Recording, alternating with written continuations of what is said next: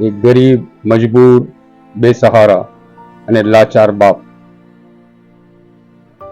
ગઈ રાત સુધી એના માથા પર જે છત હતી તે આજે કાટમાળમાં ફેરવાઈ ગઈ અને હવે કાટમાળમાંથી વીણી વીણીને ઈંટો સાફ કરી રહ્યો છે અને દીકરા દીકરીને એવું લાગે છે કે આવતીકાલે આ જ ઈંટથી અમારું પોતાનું નવું મકાન હશે, અમે કોઈ બીજી જગ્યાએ કોઈ એક છત નીચે ફરી પાછા ભેગા થઈશું. આવી તો સેંકડો વાર્તાઓ છે અહીં જે ચંડોળામાં જન્મી અને અહીં જ દફન પણ થઈ ગઈ. કુટુંબો વિસ્થાપિત થયા.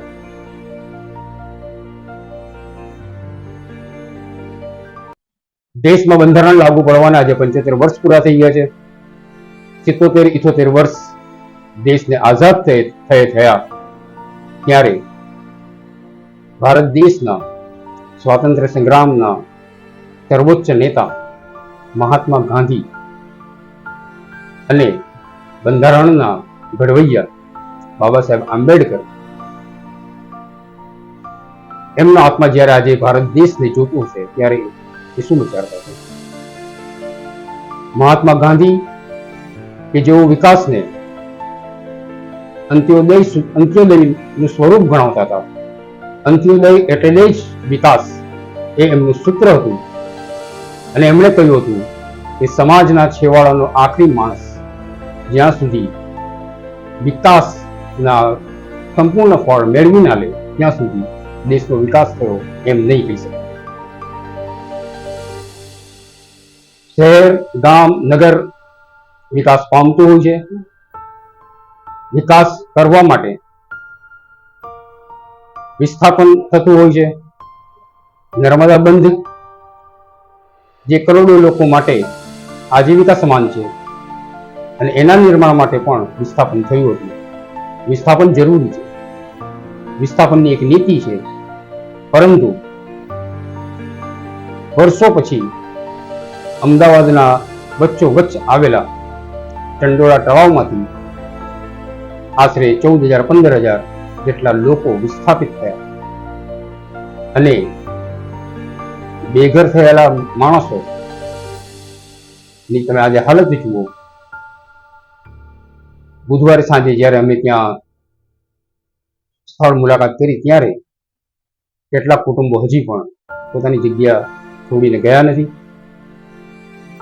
એક ગરીબ માણસ જેના માથેથી છત નીકળી ગઈ, પોતાના બાળ બચ્ચા સાથે હજી પણ ત્યાં જ પોતાના કાટમાળમાંથી ઈંટો મીળી રહ્યો છે, ઈંટોને સાફ કરે છે. એના નાના નાના બાળકો પિતાને મદદ કરે છે, ઈંટો ભેગી કરે છે. બાળ સહજ માણસને એવું લાગે છે કે આમાંથી અમારી એક છત ઊભી થશે, ફરીથી અમે અમારા ઘરમાં રહેતા થઈ જઈશું. પરંતુ આ એટલું સહેલું નથી. સરકારની પોતાની એક વિસ્થાપનની નીતિ છે. લોકો એમના સગા સંબંધીઓ છે, સગવડ થાય ત્યાં લોકો જઈ રહ્યા છે. અમદાવાદ મહાનગરપાલિકાએ EWS હેઠળ મકાનો આપવા માટેની જાહેરાત કરી છે. ફોર્મ લેવાની શરૂઆત કરી છે. અંદાજે 4,000 જેટલા ફોર્મ ભરાઈ પણ ચૂક્યા છે. 12,000 થી 15,000 લોકો ત્યાંથી વિસ્થાપિત થયા છે.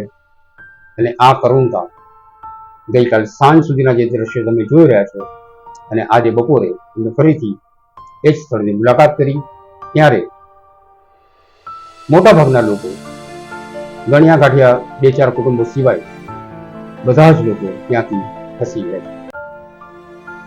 એક તરફ અમદાવાદમાં ચંડોળા તળાવની અંદર ડિમોલિશન એટલે કે વિકાસ કાર્યની શરૂઆત થઈ ચૂકી હતી. એ જ વખતે ચંડોળા તળાવથી માંડ 1-2 કિલોમીટર દૂર આવેલા દાણીલીમડા વોર્ડ વિસ્તારમાં જ ગીતા મંદિર, મજૂર ગામ થી લઈને કાંકરિયા સુધી નળના પાણીના, પીવાના પાણીના નળમાં અને વાપરવાના પાણીના નળમાં ગટરનું પાણી મિક્સ થતું હતું. અને છેલ્લા 3 મહિનાથી ત્યાંના રહેવાસીઓ સતત ફરિયાદો કરી રહ્યા હતા. આખું તંત્ર એક તરફ ચંડોળામાં વિકાસ માટે તત્પર હતું તે વખતે મધ્યમ વર્ગ અને નિમ્ન મધ્યમ વર્ગના જ્યાં મકાનો આવેલા છે તેવા ગીતા મંદિર મજૂર ગામથી લઈને કાંકરિયા સુધીના વિસ્તારની અંદર ગટરનું પાણીના પીવાના પાણીના વાપરવાના પાણીની સાથે મિક્સઅપ થતું હતું. એના લીધે લોકોના ઘરોમાં ગંદુ પાણી આવી રહ્યું ફરિયાદ ઉઠી. સ્થાનિક રહેવાસીઓએ વિરોધ નોંધાવ્યો. છેલ્લા 3 મહિનાથી એમણે ફરિયાદો કરી છતાં એમનો કોઈ નિકાલ નહોતો આવતો. છેવટે એમણે ચીમકી ઉચ્ચારી કે સંગઠિત થઈને અમે પગલાં લઈશું, જેની નોંધ અમદાવાદના સ્થાનિક અખબારોએ લીધી. બુધવારે ઘટનાનો અહેવાલ છપાયો. ગુરુવારે આજે સવારે સ્થાનિક માધ્યમોમાં એ સમાચાર ચમક્યા અને આજે અમે સ્થળની મુલાકાત કરી ત્યારે દાણી લીમડા વોર્ડની અંદર ગીતા મંદિર મજૂર ગામ પાસે અમદાવાદ મહાનગરપાલિકાનું તંત્ર સક્રિય થયું અને ત્યાં ખાડો ખોદીને જે કંઈ મુશ્કેલી થતી હતી એ ગટરનું પાણીની લાઈનમાં મિક્સઅપ થતું હતું તેને દૂર કરવાની કાર્યવાહી શરૂ કરી દેવામાં આવી. પ્રશ્ન અહીં એ છે કે દાણી લીમડા બોર્ડની અંદર એક તરફ વિકાસ માટેની દોટ મૂકવાનો હોય તે રીતે 27 કરોડનો પ્રોજેક્ટ પાસ થતો હોય 2 વર્ષ પહેલા, અને બીજી તરફ એ જ દાણી લીમડા બોર્ડની અંદર રહીશો 3 મહિનાથી બૂમો પાડતા હોય કે અમારે ત્યાં ગંદુ પાણી આવે છે અને કોઈ સાંભળતું ના હોય, તો આ બાબત પણ શરમજનક કહી શકાય. અમદાવાદ મહાનગરપાલિકાએ EWS એટલે કે ઇકોનોમિકલ વીકર સેક્શન હેઠળ નિરાધાર થયેલા લોકોને, બેઘર થયેલા લોકોને મકાન આપવા માટેના ફોર્મ સ્વીકારવાની શરૂઆત કરી. આશરે 4000 જેટલા ફોર્મ ભરાયા. EWS સ્કીમ હેઠળ અપાતા મકાનોની શરતો જે છે તેમાં મુખ્ય શરત છે આવક મર્યાદા. આવક મર્યાદા વાર્ષિક 3 લાખથી વધુ નહીં હોવી જોઈએ. એનો અર્થ એ થાય કે માસિક 25,000 કરતા વધુ આવક ધરાવતા લોકો EWS હેઠળ મકાન ના લઈ શકે. જાહેરાત થઈ તે પ્રમાણે 30,000ના 10 હપ્તા પેટે રકમ ભરવાની હતી. મકાનની કુલ કિંમત 3 લાખ રૂપિયા છે. મળતી માહિતી પ્રમાણે અમદાવાદ મહાનગરપાલિકા પાસે આશરે 8,000 કરતા વધુ મકાનો તૈયાર બનીને પડેલા છે. 4,000 જેટલા લોકોએ આજ દિન સુધી ફોર્મ ભરી દીધા. ઓરડા અને મહાનગરપાલિકામાંથી મળતી માહિતી મુજબ EWS હેઠળ આપવામાં આવતા મકાનો માટે ફોર્મ ભરતી વખતે 7,500 રૂપિયા જમા કરાવવાના હોય છે. 50 રૂપિયા ફોર્મની ફી છે. મકાનની ફાળવણી થાય ત્યારે 20% રકમ ભરવાની હોય છે, જે 58,500 રૂપિયા થાય છે, અને બાકી રહેતી રકમ 2,34,000 રૂપિયા એ 10 હપ્તા પ્રમાણે એટલે કે માસિક 23,400 રૂપિયા પ્રમાણે એ રકમ ભરવાની હોય છે.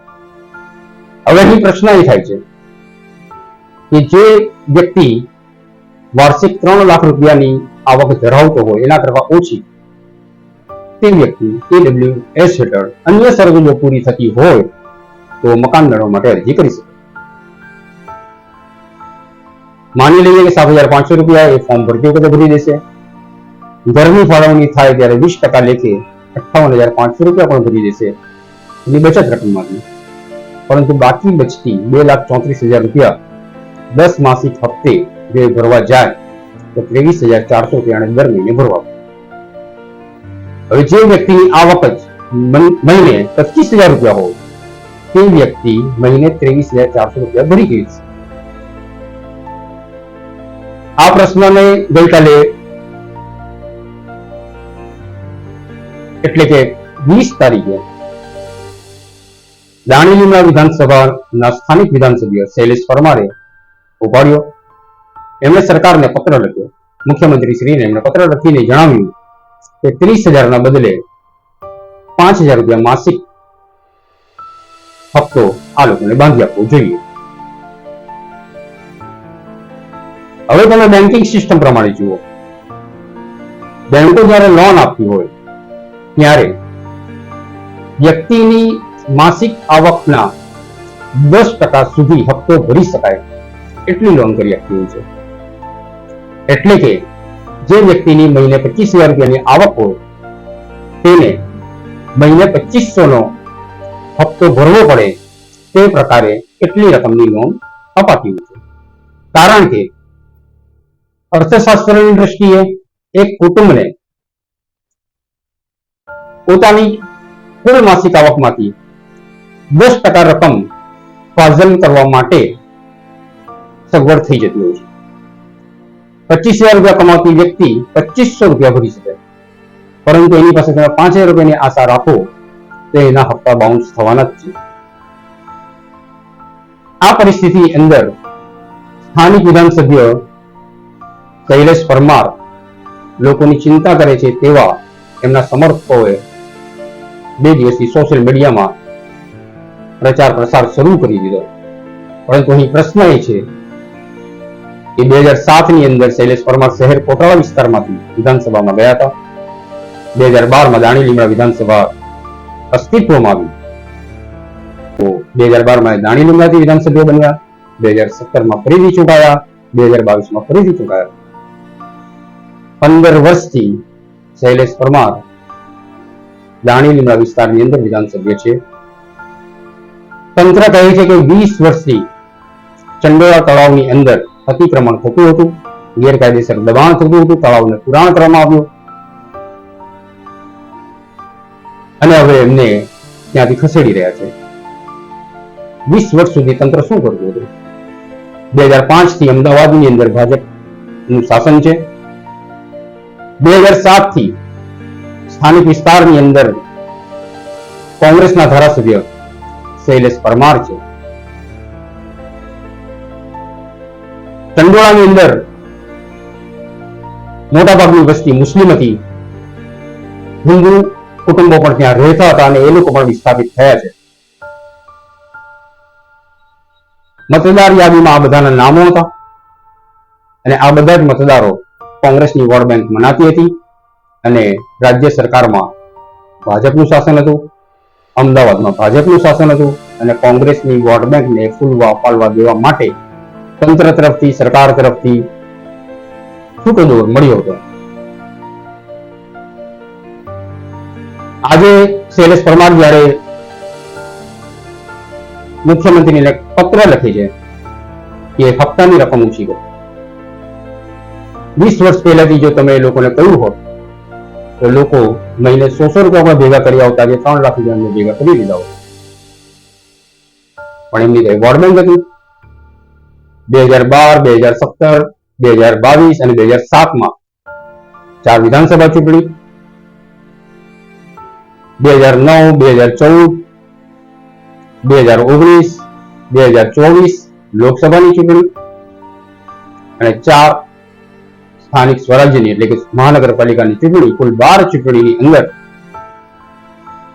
ચંડોળા તળાવમાંથી 10 થી 15,000 વોટની ખેતી કોંગ્રેસે કરી.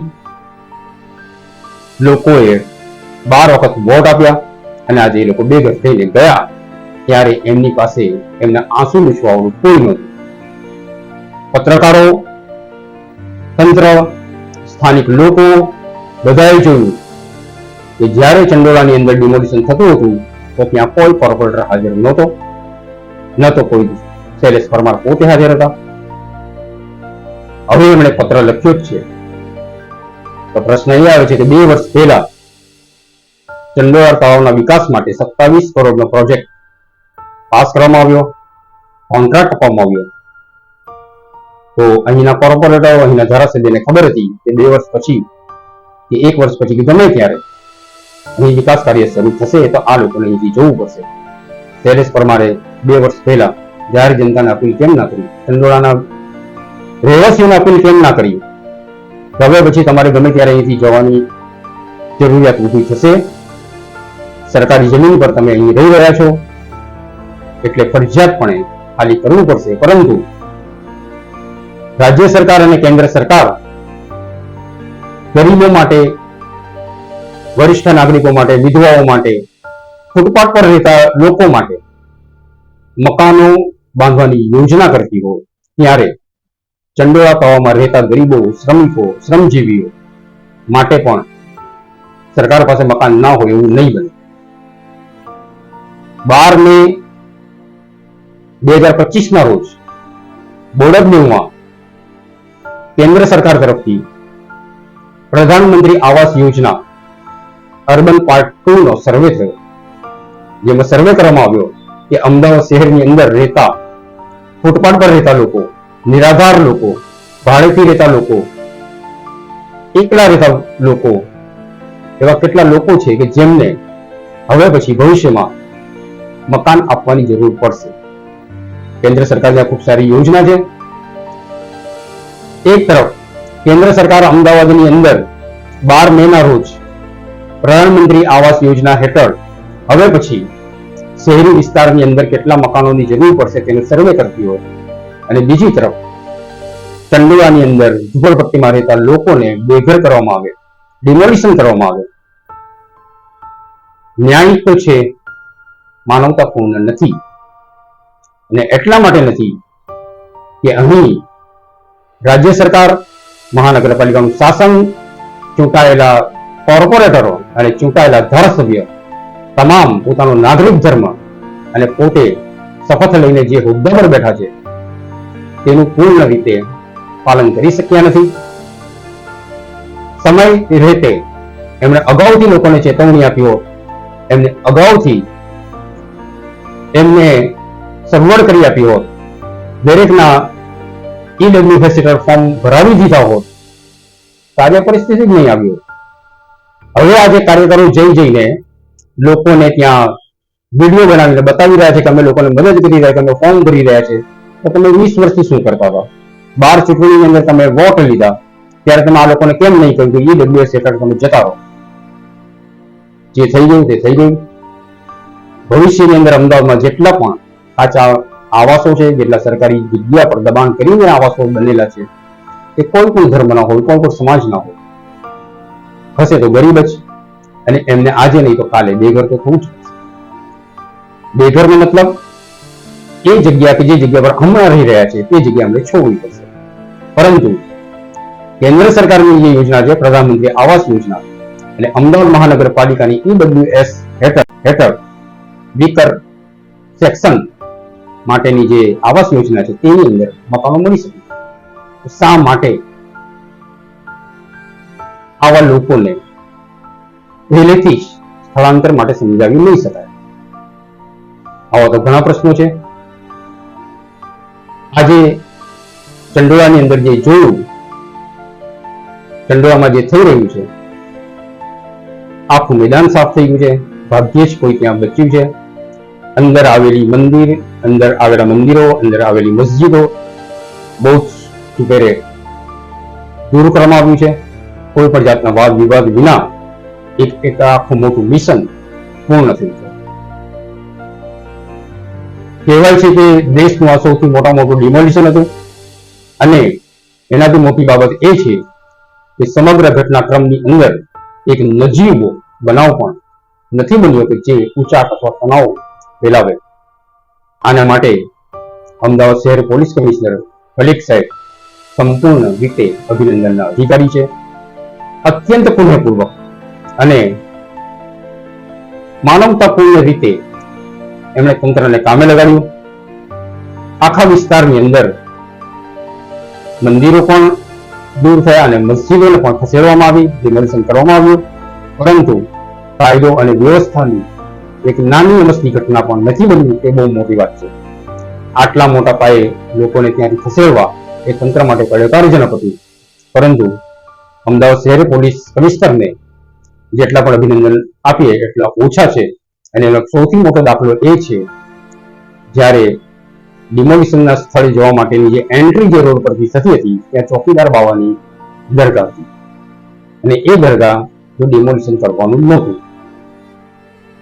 એટલે અમદાવાદ પોલીસે અગમચેતી વાપરીને ત્યાં મોટું બોર્ડ મારી દીધું કે આ પ્રિમાઇસીસ અમદાવાદ પોલીસ હેઠળનું છે, અહીં કોઈએ પ્રવેશ કરવો નહીં અને ત્યાં જ પોલીસના જવાનો બંદોબસ્તમાં બેસી ગયા. 2 દિવસ સુધી ચોકીદાર બાવાની દરગાહને કોઈએ જોયું પણ નહીં, કોઈએ કશું જ નહીં કર્યું. અને આજે જ્યારે ડિમોલિશનની 90% કામગીરી પૂર્ણ થઈ છે ત્યારે એ બોર્ડ પાછું હટાવી દીધું. આ રીતે અમદાવાદ પોલીસે ઘણી બધી જગ્યાએ માનવતાપૂર્ણ ઉદાહરણ પૂરું પાડ્યું અને લોકોને સમજાવીને ત્યાંથી ખસેડ્યા, એમને ખસેડવામાં મદદ કરી. અમદાવાદ મહાનગરપાલિકાના સ્ટાફે પણ અત્યંત ગરિમાપૂર્ણ રીતે લોકોને મદદરૂપ થાય તે રીતે, લોકોને સંતોષ થાય તે રીતે ડિમોલિશનની કાર્યવાહી કરી. તે માટે અભિનંદનને પાત્ર છે. તેમ છતાં હજી એવું નથી કે અમદાવાદની અંદર અથવા ગુજરાતના શહેરી વિસ્તારોમાં સંપૂર્ણપણે ઝુંપડપટ્ટી ખસી ગઈ છે અથવા તો ગેરકાયદેસર દબાણો જે સરકારી જમીન પર થયા છે તે ખસ્યા છે. એવું નથી. ઘણા બધા દબાણો હજી ભવિષ્યમાં પણ ખસેડવાની જરૂર પડશે. પરંતુ ત્યાંના જે સ્થાનિક રાજકારણીઓ હોય, સમજદાર નાગરિકો હોય, પોતાનો નાગરિક ધર્મ બજાવે અને જે તે વિસ્તારના લોકોને અગાઉથી સમજાવટ કરીને એમને માટે યોગ્ય રહેઠાણની વ્યવસ્થા કરે તો ઘણો મોટો પ્રશ્ન એકદમ સહેલાઈથી હલ થઈ શકે તેમ છે. હું છું સલીમ હવેજી,